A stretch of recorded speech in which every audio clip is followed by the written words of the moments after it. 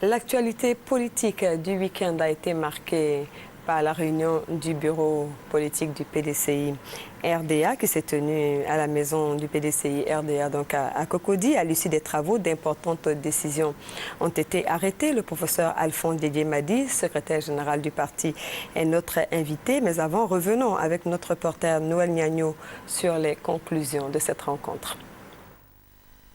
7h30 de débat, d'échange dans une maison du parti rénovée par les soins de militants au nombre de qui on note Oussou Jano, Premier ministre, la discipline des membres statutaires, plus de 800 délégués, leur attitude studieuse témoignent de la volonté du bureau politique du PDCI-RDA d'inscrire cette rencontre du 2 juin 2012 en bonne place dans son histoire politique.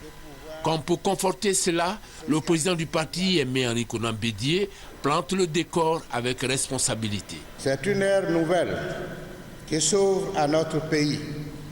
S'agissant de notre parti, on ne peut rester sourd aux cris que lancent les militants qui ont été déçus par les résultats que nous avons enregistrés, aussi bien à l'élection présidentielle qu'aux élections législatives. La durée des débats s'explique aisément et les conclusions aussi. Une exigence a fait jour. Pour la première fois, des fonctionnaires vont faire leur apparition dans la gestion du parti. Il s'agit en tout premier lieu d'un régisseur du patrimoine. Sa feuille de route, développer des stratégies de recherche de ressources, de la collecte de fonds et de suivi des cartes du parti. Son interlocuteur, le président du PDCI-RDA. Le second fonctionnaire, un spécialiste en communication. La raison est tout indiquée. Le bureau politique reconnaît qu'elle constitue une des faiblesses de notre organisation et propose de doter le parti d'un service de communication de pointe animé par des spécialistes.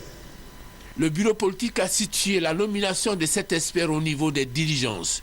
Une autre diligence, la mise en place d'un comité électoral autonome, dirigé par un expert, nommé après appel à candidature.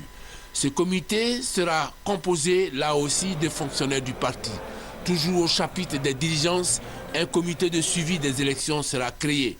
Pour les élections municipales et régionales, le bureau politique propose un comité de négociation avec les alliés du RHDP, conformément aux principes adoptés le 18 août 2010.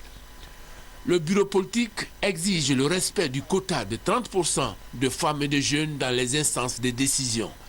Examinant l'alliance RHDP, le bureau politique recommande l'éthique et demande la rectification du découpage électoral et invite à une gestion participative et inclusive des affaires de la nation.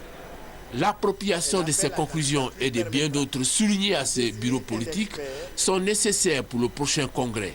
La détermination et la disponibilité dans la mise en œuvre de ces conclusions mettront le PDCI-RDA sur les rails du renouveau et de l'espérance, a conclu Niamke Kofi, porte-parole du président du PDCI-RDA.